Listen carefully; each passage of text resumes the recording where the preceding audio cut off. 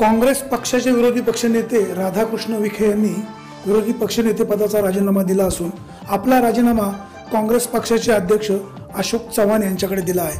आपले पुत्र सुयश विखे हे भाजपमध्ये गेले आहेत। मुलाच्या प्रचारासाठी आपल्याला काही अडचण होऊ नये म्हणून विखे यांनी विरोधी पक्षनेते पदाचा राजीनामा दिला असल्याचे समजते। दरम्यान राधाकृष्ण विखे लवकरच भाजप पक्षामध्येही प्रवेश करणार असल्याची चर्चा होत आहे। नगर मतदारसंघामधून विखे यांचा पुत्र भाजपकडून लोकसभेची निवडणूक लढवत आहे। मुलाच्या प्रचाराला काही अडथळा होऊ नये, आपल्यावर वेगळी टीका होऊ नये म्हणून विखे यांनी काँग्रेस पक्षाच्या विरोधी पक्षगटनेते पदाचा राजीनामा दिला होत असल्याची चर्चा आहे। ही सगळ्यात मोठी बातमी आहे।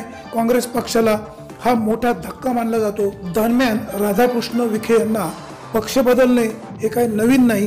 काँग्रेस, शिवसेना, नंतर पुन्हा काँग्रेस असा प्रवास आजवर विखे यांचा राहिलेला आहे।